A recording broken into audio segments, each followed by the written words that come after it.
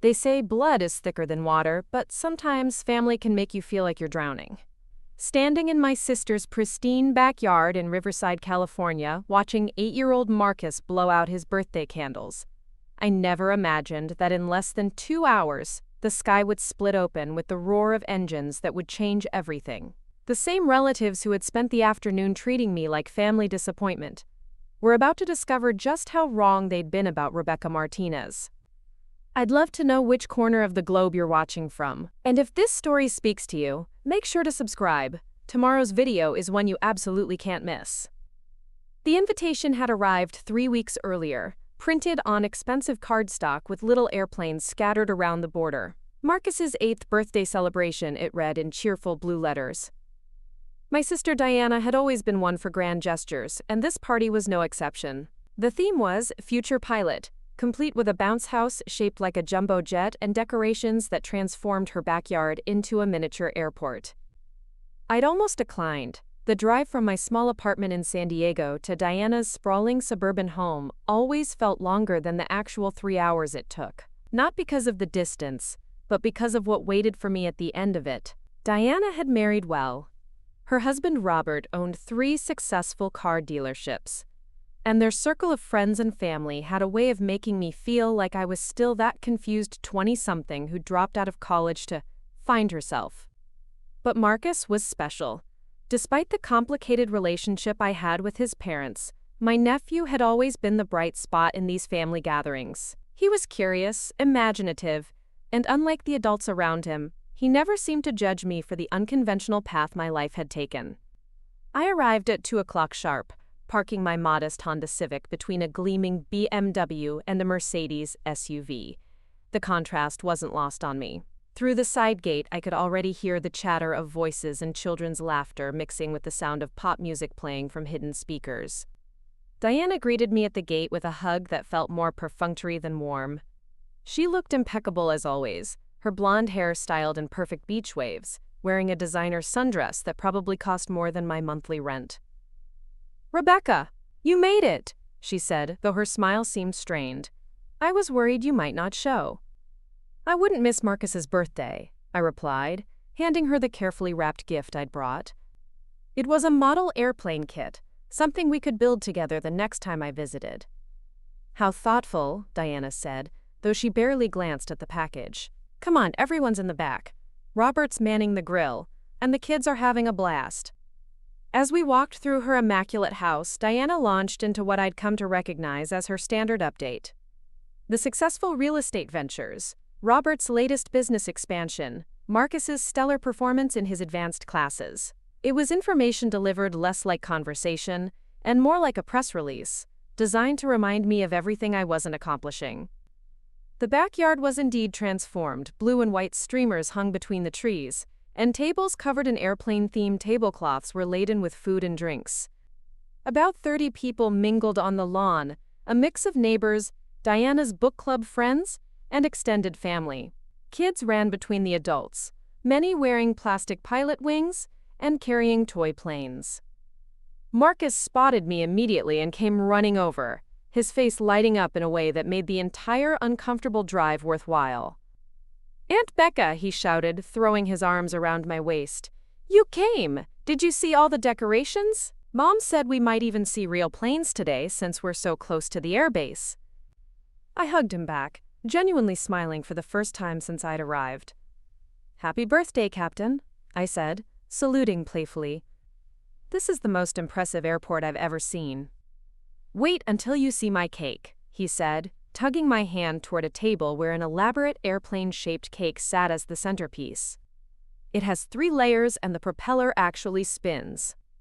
As Marcus pulled me around the party, introducing me to his friends and showing off every detail Diana had arranged, I caught snippets of conversations that made my stomach tighten. The usual whispered exchanges about poor Rebecca and questions about when I was going to settle down and get a real job.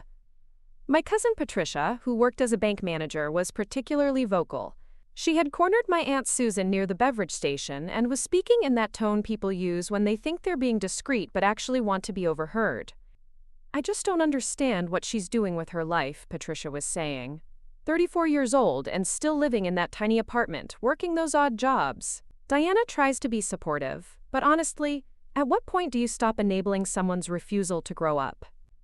Aunt Susan, who had always been kinder but was easily influenced by Patricia's opinions, nodded sadly.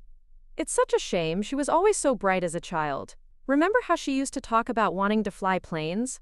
Maybe if she'd stuck with college instead of dropping out. I pretended to be fascinated by the chip selection, but every word hit like a physical blow. They had no idea that the odd jobs they dismissed so casually were carefully chosen assignments that had taken me to places they'd never dreamed of visiting. They didn't know about the months I'd spent in training facilities that didn't officially exist, or the skills I'd developed that most people would never need in their lifetime. The worst part was that I couldn't defend myself. The nature of my real work meant that, to them, I would always be just Rebecca, the family member who never quite got her act together. Robert appeared at my elbow, holding a beer and wearing the slightly patronizing smile he reserved for me at these gatherings. "Rebecca, good to see you again," he said, though his eyes had already started scanning the crowd for more important conversations. "How's the job search going? Diana mentioned you were looking for something more stable." "I'm doing fine, Robert. Thank you for asking." I kept my voice, even though I wanted to point out that my last assignment had taken me to 3 different countries and required clearance levels he couldn't even pronounce. "That's great to hear," he said absently. "You know, I've got a friend who runs a call center. Nothing glamorous, but it's steady work, good benefits. I could put in a word if you're interested." Before I could respond, Marcus had returned to my side, this time carrying a small plastic airplane.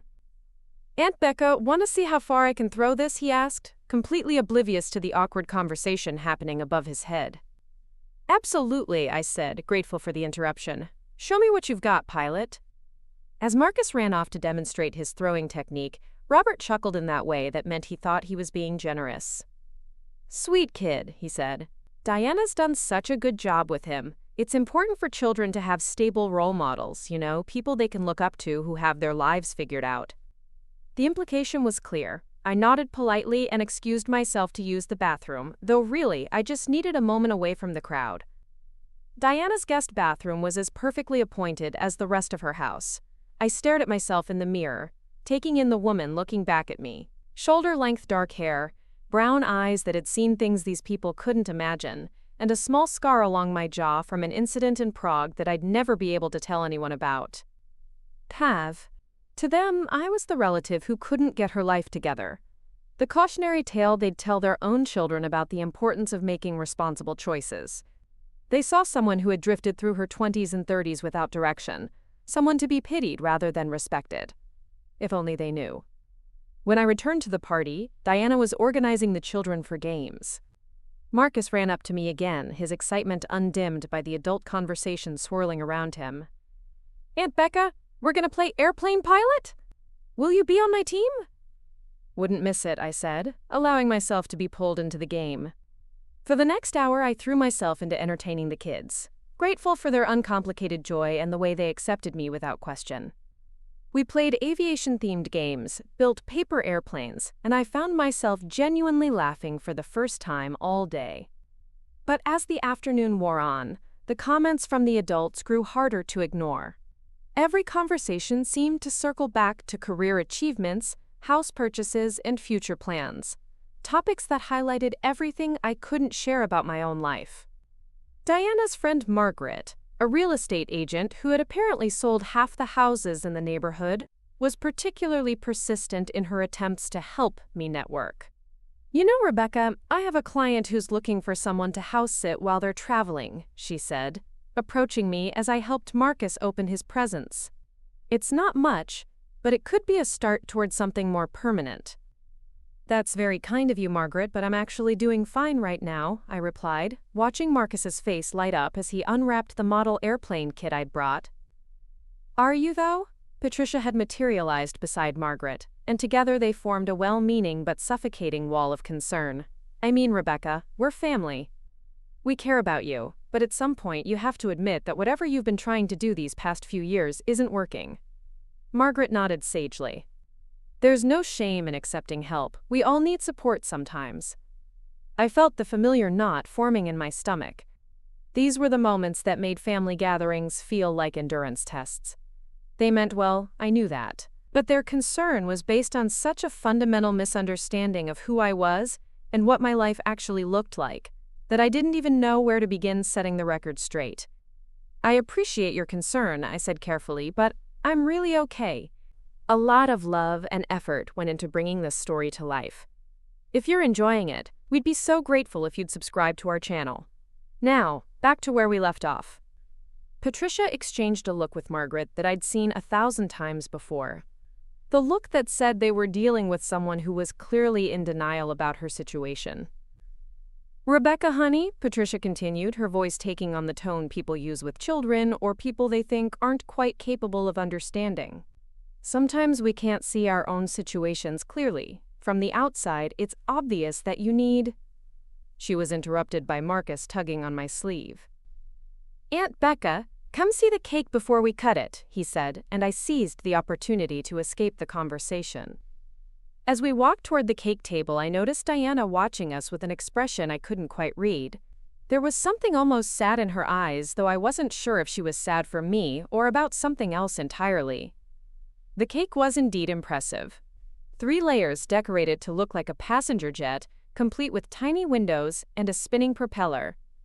Marcus beamed with pride as Diana lit the candles. Make sure you make a good wish, I told him, as everyone gathered around to sing happy birthday. I will, he said solemnly. I'm going to wish for something really special. As the familiar melody of happy birthday filled the air, I found myself looking around at the faces surrounding us. Diana and Robert, beaming with parental pride. The cousins and aunts and family friends, all comfortable in their conventional lives and secure in their judgments about mine. And Marcus, 8 years old and full of dreams about flying, completely unaware of the undercurrents of adult disapproval swirling around his party. None of them had any idea that in less than an hour everything they thought they knew about me was about to change. Marcus blew out his candles with the kind of concentrated effort only 8-year-olds can muster, his cheeks puffed out as he made his wish. The adults applauded, and Diana began the ceremonial cutting of the elaborate cake while the children pressed closer, eager for their sugar fix. I stepped back slightly, watching the scene unfold with a mixture of warmth and melancholy. These family moments were precious, even when they came wrapped in layers of judgment and misunderstanding. My phone buzzed in my pocket, but I ignored it. Whatever work crisis needed my attention could wait until after Marcus had his birthday celebration. Rebecca, could you help me serve? Diana called out, gesturing toward a stack of paper plates decorated with cartoon airplanes. Of course, I said, moving to help distribute pieces of the impressive cake to the eager children. Marcus got the first piece, naturally, and his grin was infectious as he admired the blue frosting and edible airplane decorations. As I handed out cake slices, I caught fragments of conversations happening around me. Robert was holding court near the grill, regaling a group of neighbors with stories about his latest business acquisition. The wives clustered near the pool, discussing vacation plans and home renovations. The children had formed their own chaotic groups, sugar already beginning to fuel their energy levels. So, Rebecca, came a voice behind me. I turned to find Diana's neighbor, Janet Morrison, approaching with that particular smile people wear when they're about to ask intrusive questions. Diana tells me you're between jobs right now.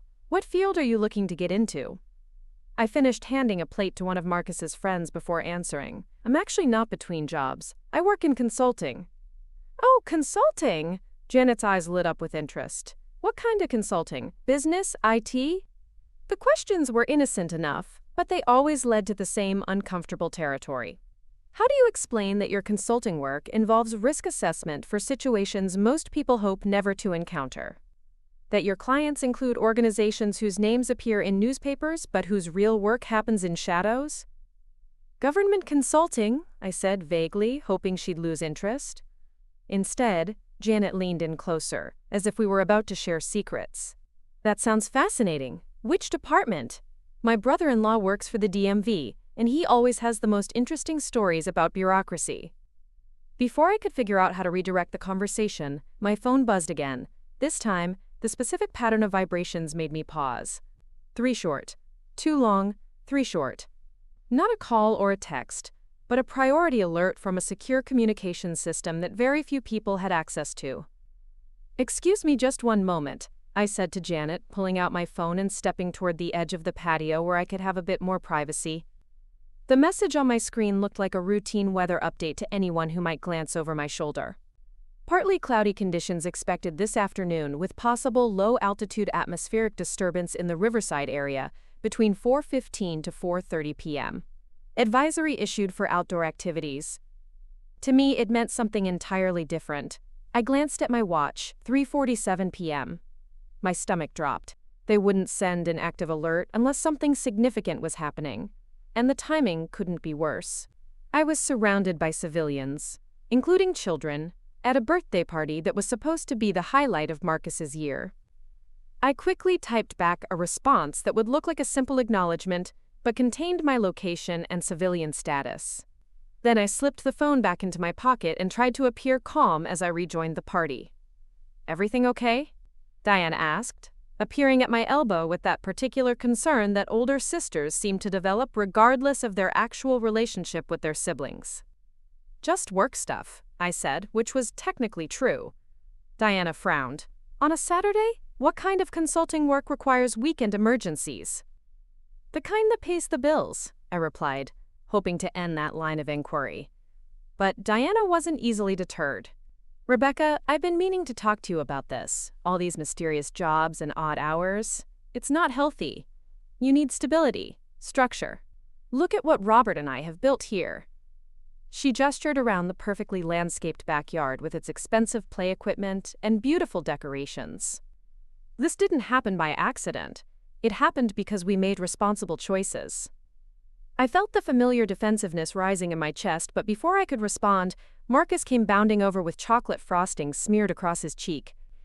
"Aunt Becca, come play airplane with us," he said, grabbing my hand and pulling me toward the bounce house, where several other children were already engaged in an elaborate game that seemed to involve a lot of running and airplane sound effects.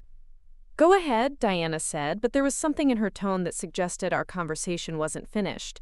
"We'll talk more later." I allowed myself to be dragged into the children's game, grateful for the distraction. For the next 15 minutes, I was Captain Rebecca, flying imaginary missions with a crew of enthusiastic 8-year-olds. Their joy was uncomplicated and infectious, and for a brief moment, I could almost forget about the alert on my phone and the growing tension I felt watching the sky. At 4:10, I noticed Robert checking his watch and making announcements about gift opening time. The children were herded toward a table laden with brightly wrapped presents, their attention immediately captured by the promise of more excitement. Marcus positioned himself behind the pile of gifts like a general surveying his troops. "I want to save Aunt Becca's present for last," he announced, making my heart squeeze with affection. As he began unwrapping gifts from various relatives and friends, I found myself scanning the horizon automatically. Clear blue skies, light wind, excellent visibility. Whatever was coming, the conditions were perfect for it. "Rebecca, you seem distracted," Patricia observed, settling into the chair next to mine. "Is everything all right?" "Just thinking," I said, forcing myself to focus on Marcus as he excitedly unwrapped a remote-control helicopter from Robert's parents. "About what? Your job situation?" Patricia's voice carried that tone of concern that always made me feel like I was being assessed for my ability to function as an adult. "No, Patricia, I'm fine." "It's just that we worry about you," she continued, undeterred by my clear signals that I didn't want to discuss this. "You're not getting any younger, and this phase of trying to figure yourself out, well, most people go through that in their 20s.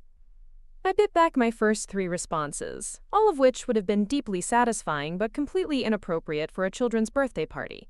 Instead, I watched Marcus tear through wrapping paper with gleeful abandon while keeping one ear tuned to the sky. 4:14 p.m. Diana had moved to stand behind Marcus, helping him manage the growing pile of discarded wrapping paper and exclaiming over each new toy with practiced maternal enthusiasm. Robert was documenting everything with his expensive camera, ensuring that no moment of Marcus's special day would go unrecorded. The other adults had settled into comfortable conversation clusters, their voices creating a pleasant background hum of contentment. Someone had started cleaning up the cake plates, and I noticed that several of the younger children were beginning to show signs of sugar crash, becoming clingy with their parents or finding quiet corners to rest. It was such a perfectly normal family scene, the kind of Saturday afternoon that would be remembered fondly for years to come. Marcus's 8th birthday, with all the people who loved him, gathered to celebrate another year of his bright, curious life. 4:15 p.m. That's when I heard it, a low rumble, so faint at first that I thought it might be traffic from the nearby highway. But the sound grew steadily stronger, and I recognized the distinctive deep thrum of powerful jet engines flying at low altitude. My training kicked in automatically. I scanned the sky, looking for the source of the sound while appearing casual to anyone who might be watching. The other adults seemed oblivious, too caught up in the party activities to notice anything unusual. But Marcus heard it.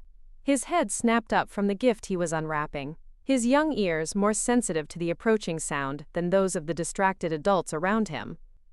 "Do you hear that?" he asked excitedly. "It sounds like a really big airplane." Now the other children were looking up too, their faces bright with anticipation. Diana laughed and glanced at the sky dismissively. "Probably just a commercial flight, sweetheart. You know how loud they can be when they fly over." But I knew better.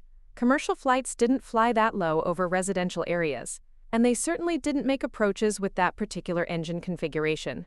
My phone buzzed once more against my leg, and I knew without looking that it was the final 30-second warning. The sound was getting louder now, impossible to ignore.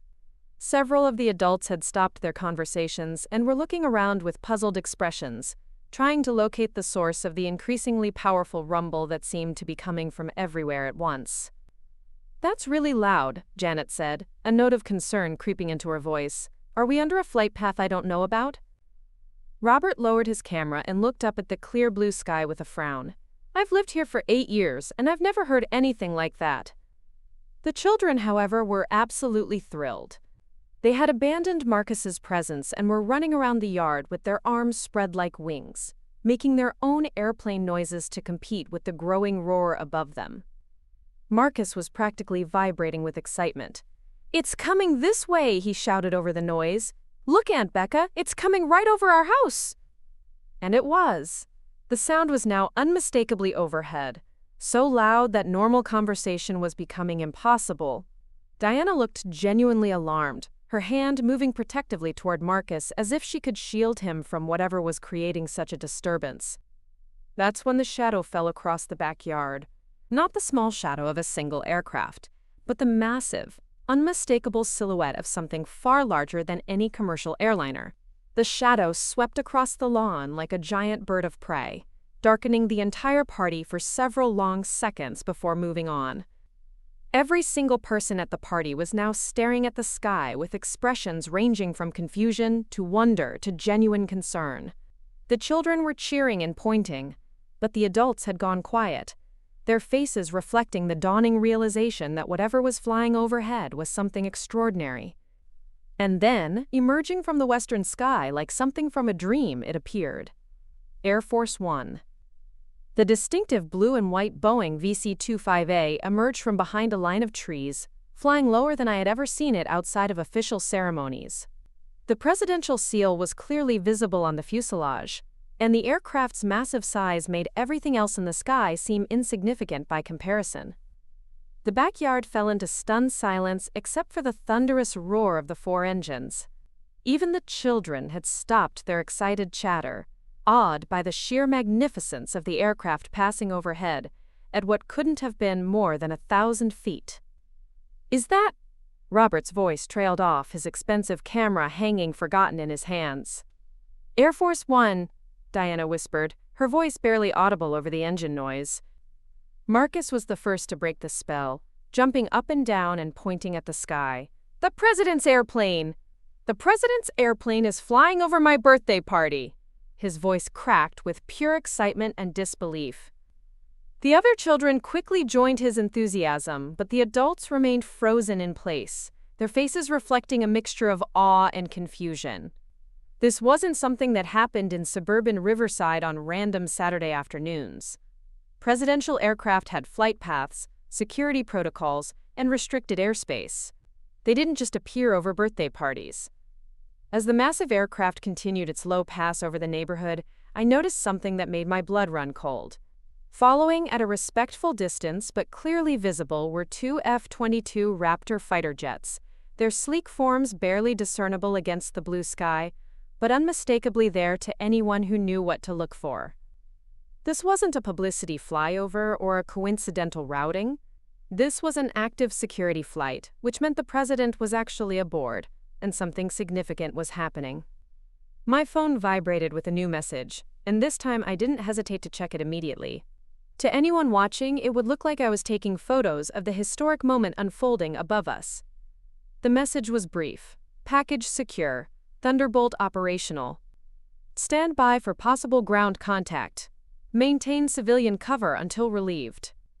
I felt my training kick in, that familiar shift from Rebecca the ant to Rebecca the professional. My eyes automatically began scanning the area, noting exits, potential cover positions, and the location of every civilian in the immediate vicinity. 32 people, including 7 children, in an open backyard with limited escape routes and no natural barriers. But outwardly, I maintained the same expression of amazement that everyone else wore. "I can't believe this," Janet was saying, fumbling with her phone to try to capture video. "Wait until the neighbors hear about this. Flying right over the Hendersons' house."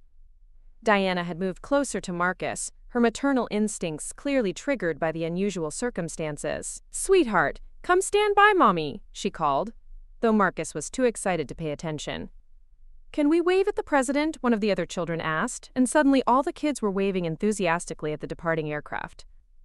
Robert had recovered enough to start taking pictures, his photographer instincts overriding his confusion.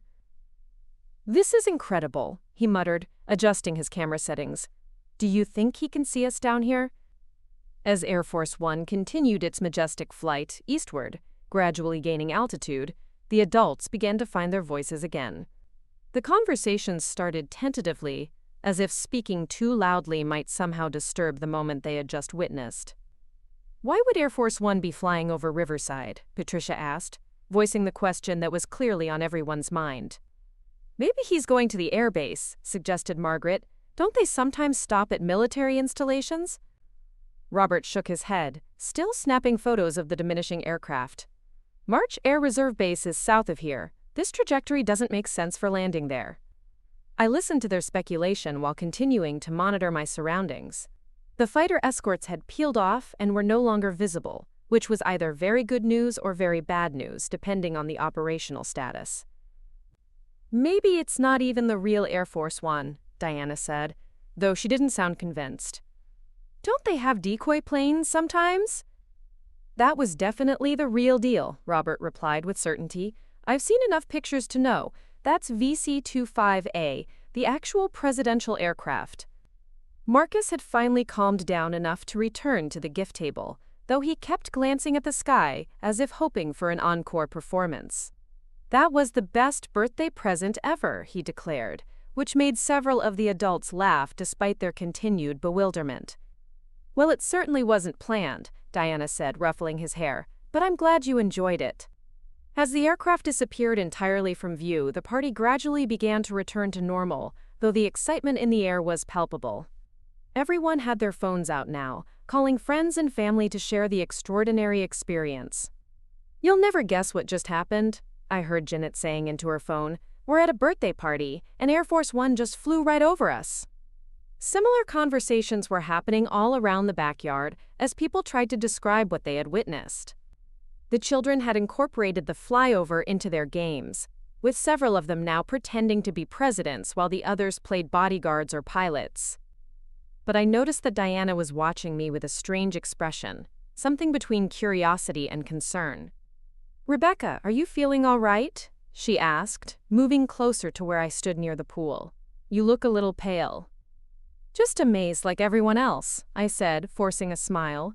"It's not every day you see something like that." "No, it's not," Diana agreed, but she was still studying my face with that particular intensity that older sisters develop.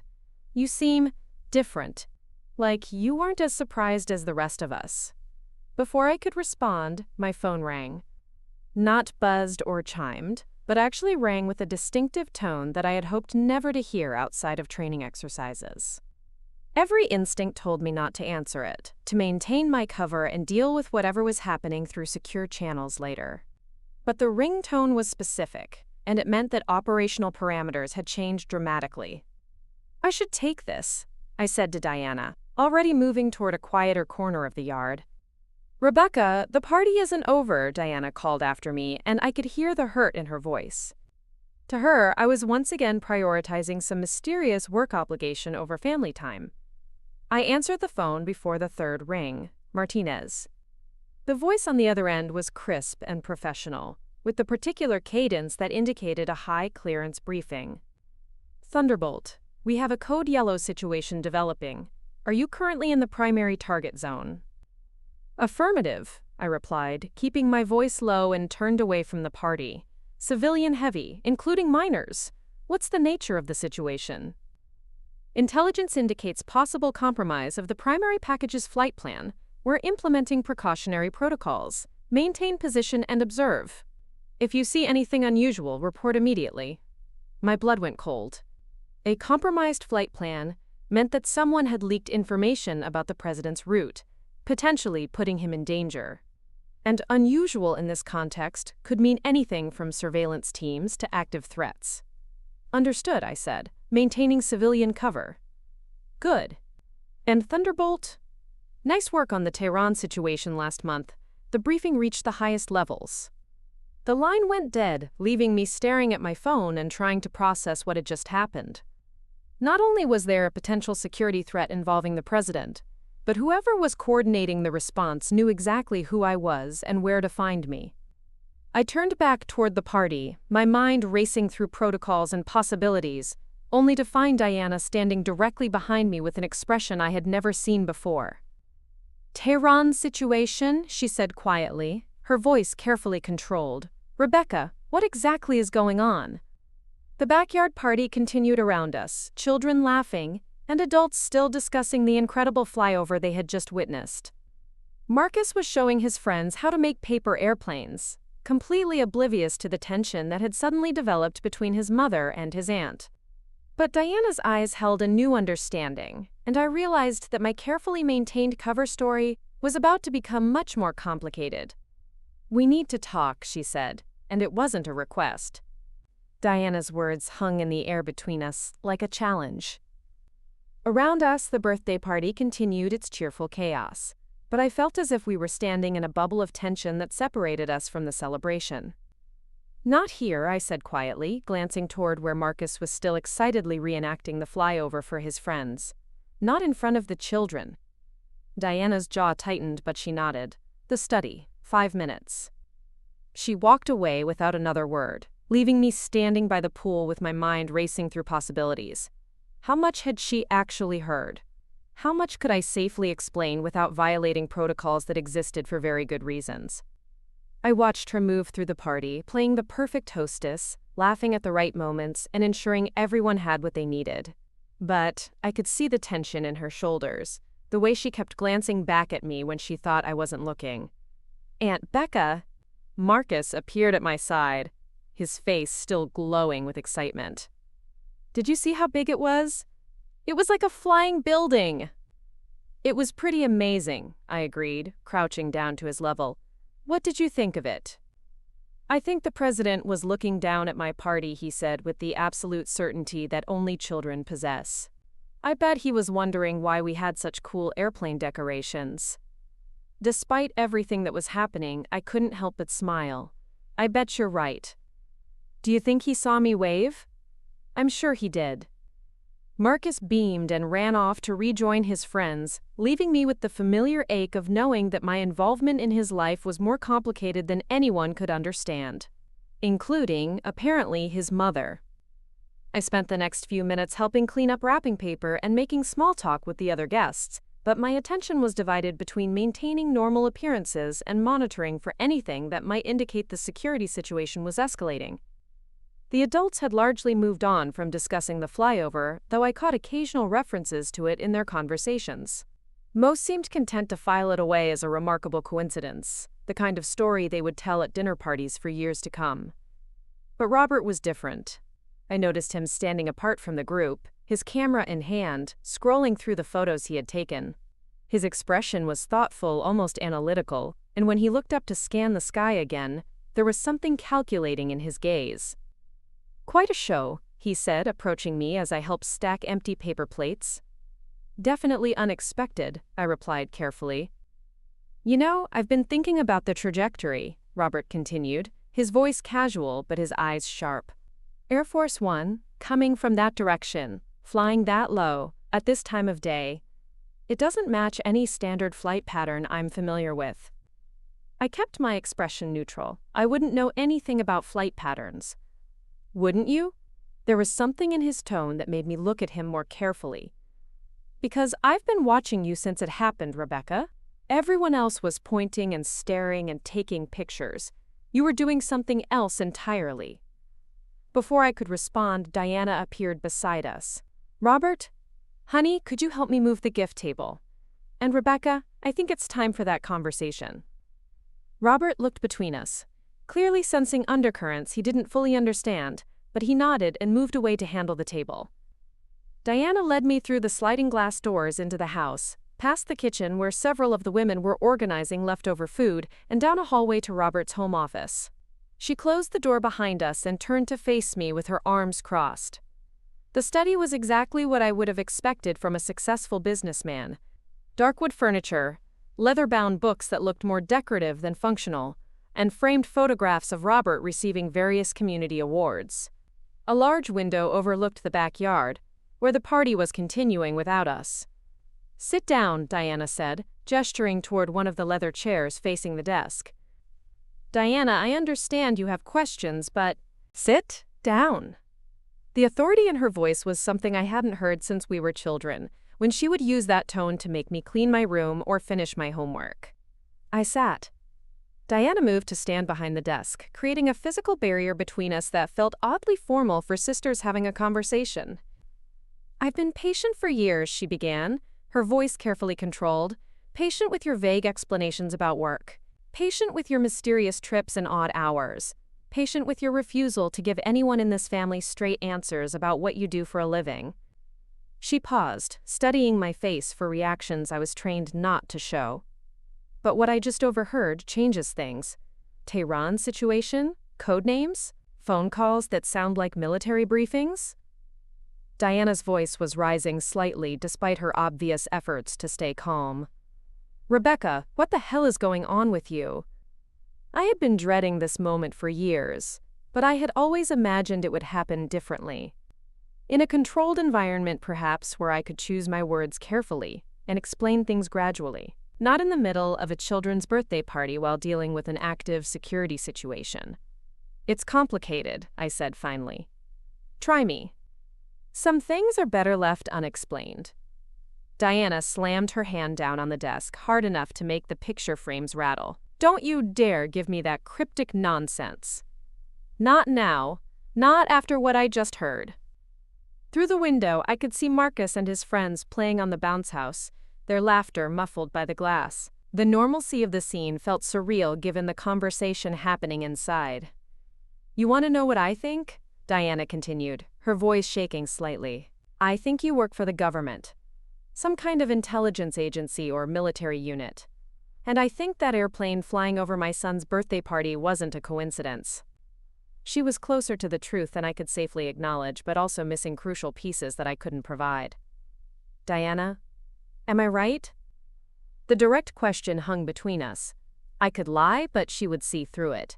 I could deflect, but she was clearly past the point where deflection would work. Or I could tell her enough of the truth to satisfy her immediate concerns, while protecting the classified details that could endanger everyone.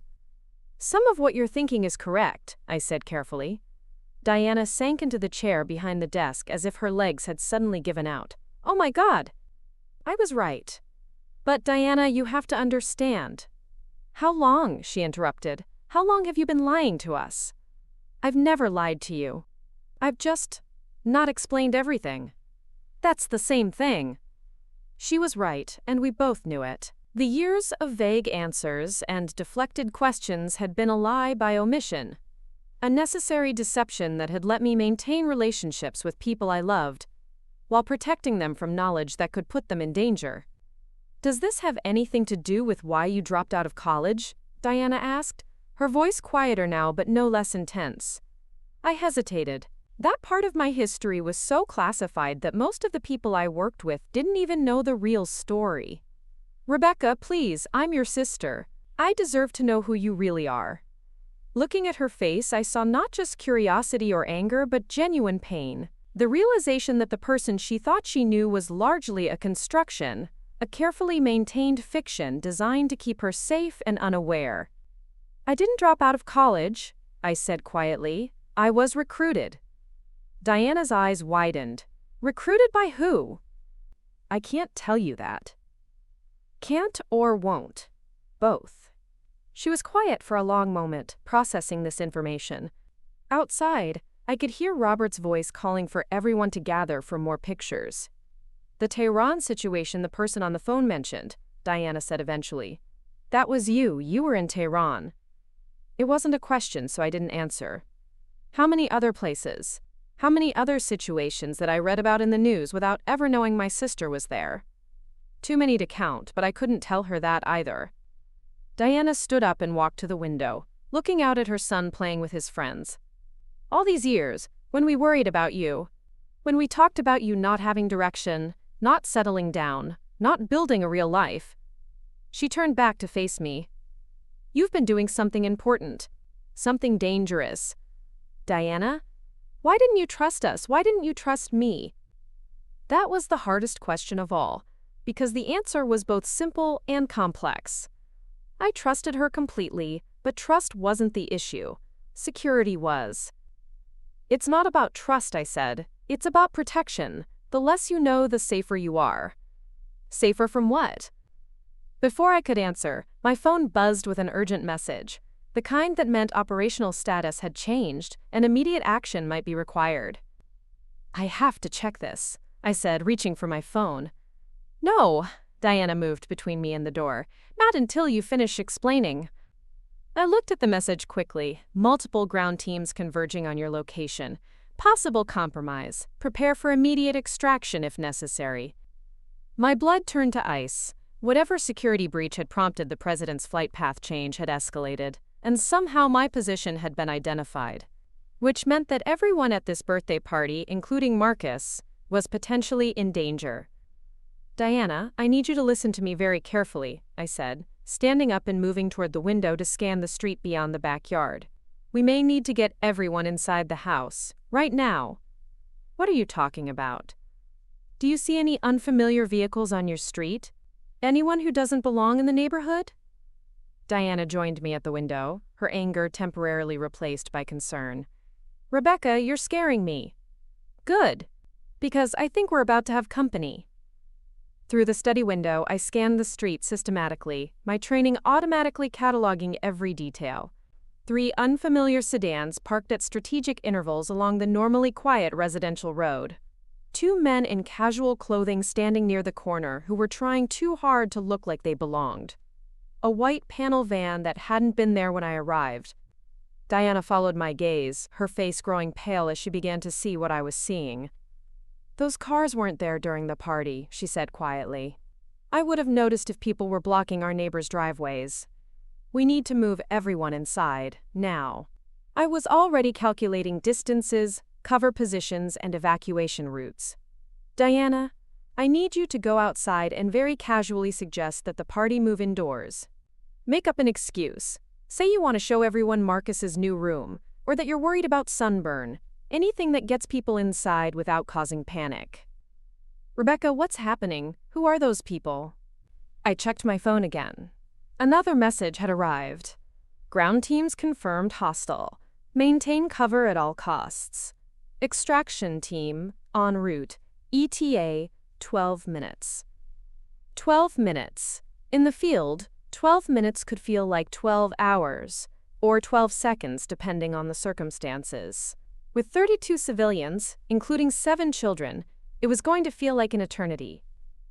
I can't explain everything right now, I told Diana, but those people outside aren't here for the neighborhood barbecue. I need you to trust me and do exactly what I say. Diana stared at me for a moment, and I could see her struggling between the sister she thought she knew and the person standing in front of her who was clearly something else entirely. This is really happening, she said, more to herself than to me. Yes, and we need to keep Marcus and everyone else safe. That seemed to snap her out of her shock. Whatever else was going on, her son was potentially in danger, and that was something she could focus on. Okay, yes. I'll get everyone inside. Good. And Diana? When you do it, don't look at the street. Don't give any indication that we've noticed anything unusual. Act completely normal. She nodded and headed for the door, then paused with her hand on the handle. Rebecca? After this is over, I want the whole truth. If we get through this, I'll tell you everything I can. Diana left the study, and I immediately moved to get a better view of the backyard. The birthday party was still in full swing, though I noticed that several of the adults had their phones out and were taking calls. Normal Saturday afternoon family business. But it meant that if something went wrong, there would be multiple people trying to contact emergency services simultaneously. Through the sliding glass doors, I watched Diana emerge onto the patio with a bright smile that looked completely natural to anyone who didn't know her as well as I did. Everyone, she called out cheerfully, I just realized we haven't given you the full tour of Marcus's new bedroom. He picked out all the decorations himself, and I think you'd love to see what he's done with the space. Marcus looked up from where he was showing his friends how to fold paper airplanes. Mom, we're still playing. I know, sweetheart, but some of the grown-ups were asking about it, and it's getting pretty warm out here. Why don't we all go inside for a few minutes, maybe get some cold drinks? It was smoothly done. Diana was managing to sound like a hostess concerned about her guests' comfort, rather than a mother trying to get her child away from potential danger. Robert appeared beside her, camera still in hand. Great idea, the AC's running, and I could use a break from this heat. As the adults began gathering their belongings and encouraging the children to follow them inside, I used the opportunity to scan the perimeter more thoroughly. The surveillance team was professional. They weren't making obvious mistakes or drawing attention to themselves. But they were there, and they were watching the house with the kind of focused attention that meant they were waiting for something specific. My phone rang, and this time I recognized the number as belonging to Agent Sarah Chen, my handler for West Coast operations. Martinez, what's your status? Her voice was crisp and urgent.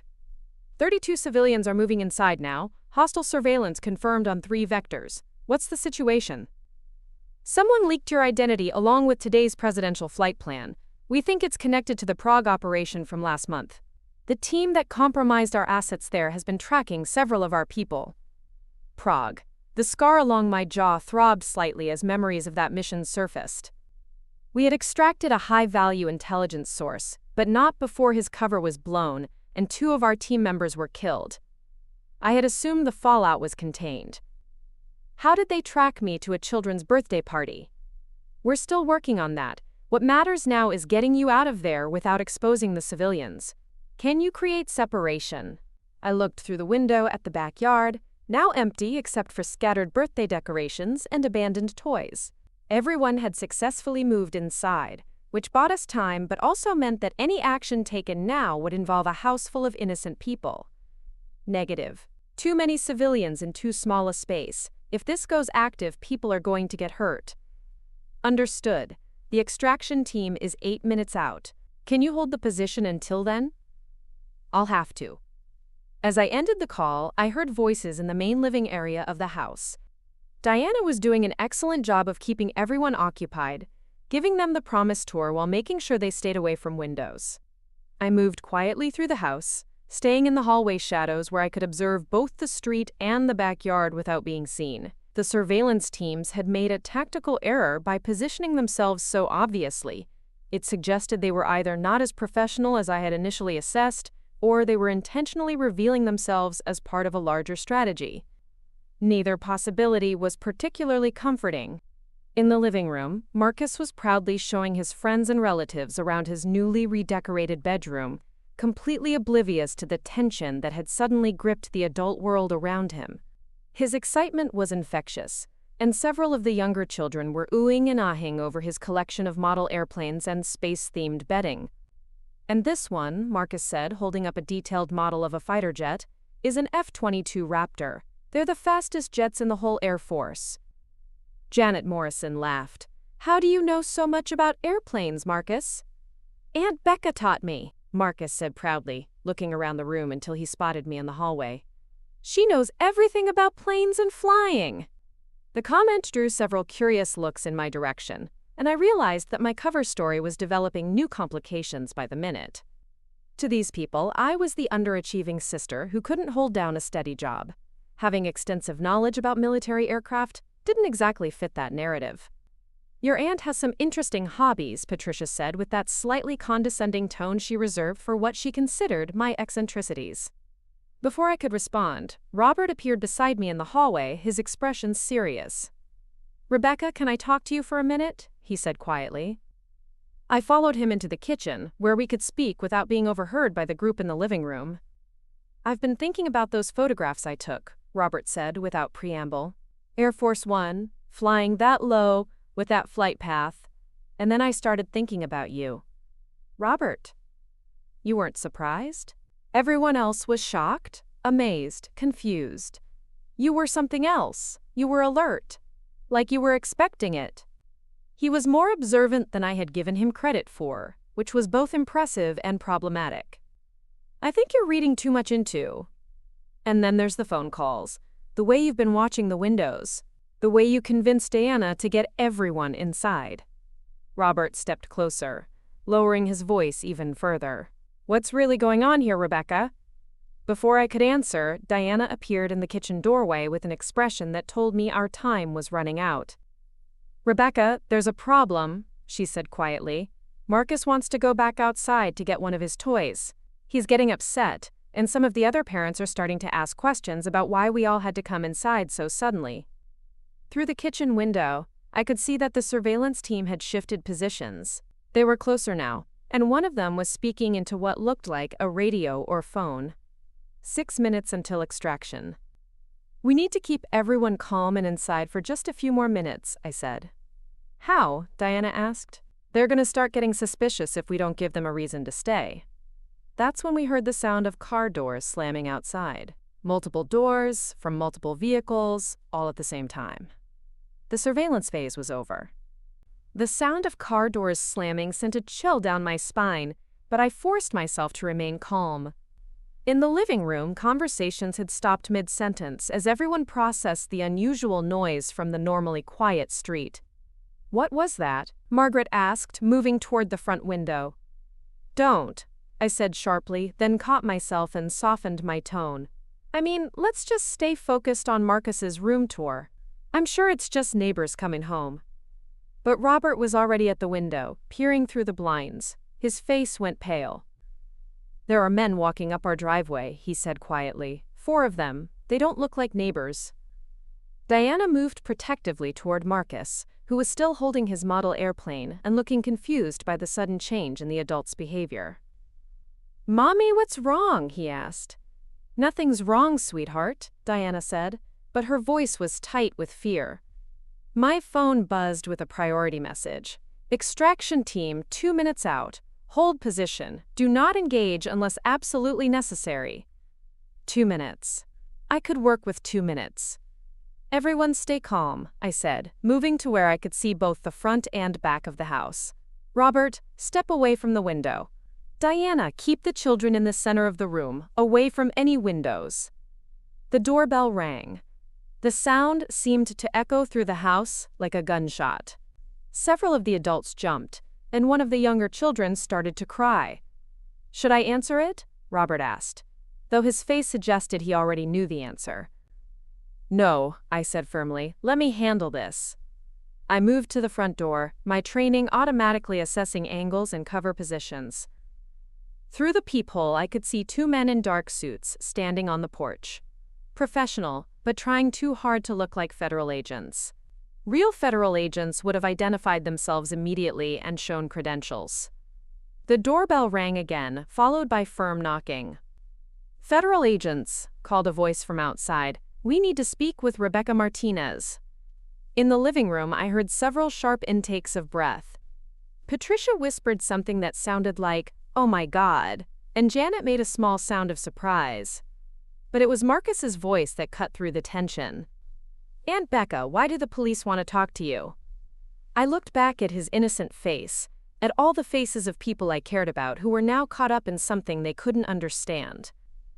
Diana's eyes met mine across the room, and I saw not fear for herself, but terror for her son.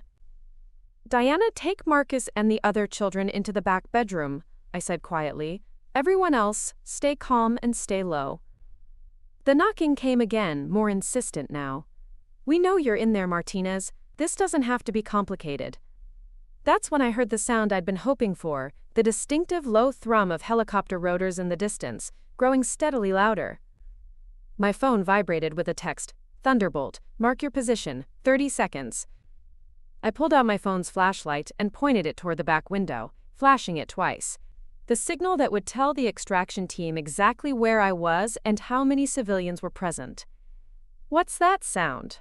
Robert asked, moving toward the back of the house. "Stay away from the windows," I warned, but the helicopter noise was now impossible to ignore. Through the front door, I could hear the fake agents talking urgently to each other. Their plan had clearly been to extract me quietly, before any official response could arrive. The approaching helicopter meant their window of opportunity was closing. "Last chance, Martinez," the voice called. "Come out now, or we come in." That's when the world exploded into noise and light. The helicopter, a black military transport that I recognized as belonging to the same unit that had handled the Prague extraction, swept over the house at extremely low altitude. The sound was deafening, and the wash from the rotors rattled every window in the house. At the same time, the front door burst open. But instead of the fake agents, 3 figures in tactical gear came through, moving with the precise coordination of a special operations team. "Federal agents! Everyone down, now!" This time, they were real. The fake agents were gone, scattered by the arrival of actual law enforcement. Through the chaos, I could hear car engines starting and tires squealing as the surveillance team made their escape. "Rebecca Martinez?" The lead agent approached me, his weapon lowered, but ready. "That's me. Agent Johnson, Delta Force Special Operations. We're here to get you out." In the living room, 31 civilians were pressed against the floor, most of them in various states of shock and confusion. But my attention was focused on Marcus, who was peeking out from behind his mother with wide, frightened eyes. "I'm not going anywhere," I said to Agent Johnson. "Not until everyone here is safe and accounted for." Johnson looked surprised. "Ma'am, those were hostile operatives. They could regroup, and then we secure this location and make sure that doesn't happen. These are innocent civilians, including children. They didn't ask to be part of this." Johnson spoke quickly into his radio, then nodded. "Understood. We'll maintain security until the area is cleared." As additional tactical vehicles arrived, and the immediate danger passed, I found myself sitting on Diana's couch, surrounded by family members who were seeing me clearly for the first time. Marcus was the first to speak. "Aunt Becca," he said solemnly, "are you a secret agent?" The question hung in the air, simple and direct in the way that only children can manage. I looked around the room at faces I had known for years. Diana, Robert, Patricia, Aunt Susan, all the relatives who had spent so many gatherings wondering what I was doing with my life. "Something like that," I said finally. Marcus considered this seriously, then nodded as if it made perfect sense. "That's why you know so much about airplanes," he said, "and why Air Force One flew over my party. The president wanted to say happy birthday to your nephew." It wasn't exactly how it worked, but I wasn't about to correct him. Diana sat down beside me, her face still pale but her voice steady. "So when we worried about you not having a real job, I have a very real job, just not one I could talk about.